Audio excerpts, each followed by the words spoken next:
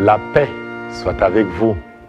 Nous sommes aujourd'hui 12 janvier 2020, arrivés à la célébration du baptême du Seigneur. Et c'est également la clôture du temps de Noël.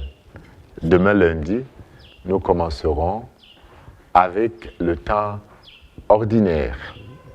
Mais le baptême du Seigneur est une belle fête qui nous donne de méditer d'abord sur la différence entre le baptême de Jésus et le baptême de Jean. Jean lui-même reconnaît que c'est Jésus qui doit le baptiser parce que son baptême est un baptême de purification, alors que le baptême de Jésus est salvateur. C'est un baptême de feu et d'Esprit Saint.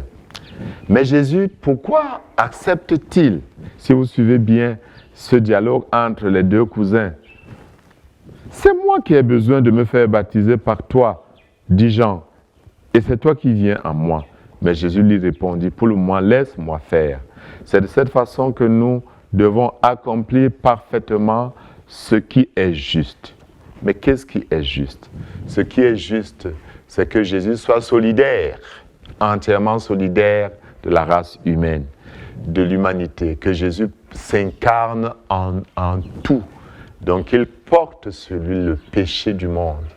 Et la purification de l'eau en est le signe. Jésus porte avec lui le péché de l'humanité, entre dans l'eau, purifie cette eau qui deviendra dans le signe du baptême. Mais nous entendons aussi voir cette manifestation de toute la Trinité. Jésus est présent. On voit l'Esprit qui descend comme une colombe. Et en fin de compte, on entendra cette voix, la voix du Père. Celui-ci est mon Fils bien-aimé. Écoutez-le. C'est donc une théophanie que nous vivons en ce jour. Une théophanie importante. C'est l'accomplissement de ce que le prophète Isaïe avait déjà prédit. Quand le Père dit, celui-ci est mon Fils. Isaïe disait dans Isaïe 42, voici mon serviteur que je soutiens, mon élu en qui j'ai mis toute ma joie. J'ai fait reposer sur lui mon esprit devant les nations et fera paraître le jugement que j'ai prononcé. C'est vrai qu'on va même au-delà de la prophétie d'Isaïe qui parlait du serviteur. Jésus lui-même disait, je ne vous appelle plus serviteur, mais ami. Alors, il ne s'agit plus d'un ami, mais du Fils. Pas de n'importe quel Fils, le Fils bien-aimé. C'est-à-dire celui en qui le Père met tout son amour.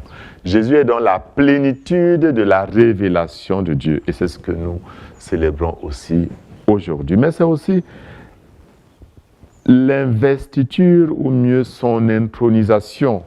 Il est l'envoyé de Dieu. Il est le Messie. Voilà pourquoi c'est sur lui que repose l'Esprit. C'est sur lui que repose cette onction qui n'est plus faite d'huile. Jésus n'est plus frotté d'huile, mais il est frotté par la puissance du Saint-Esprit qui, sous la forme de la colombe, descend sur lui. C'est également le début du ministère public de Jésus. Oui, après le baptême, nous dit Saint Pierre dans le livre des Actes des Apôtres. Écoutons bien ce texte. Il s'adresse à Césarée, à une foule, en leur disant que Dieu ne fait pas de différence entre les hommes.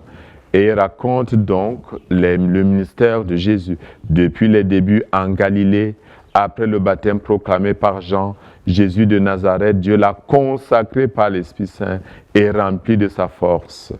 Alors Pierre décrit ce que faisait également Jésus. Nous qui avons aussi été baptisés, nous avons revêtu le Christ.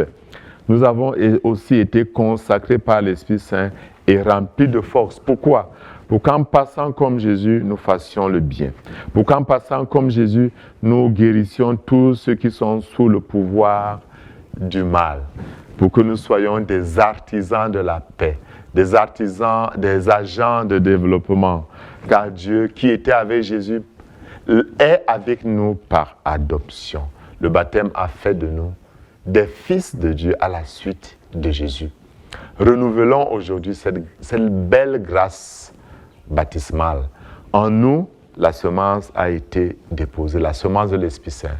Que cet esprit explose aujourd'hui en nous. Que cet esprit fasse bourgeonner quelque chose de neuf en cette année. Que cette année ne soit plus la même que celle qui est passée.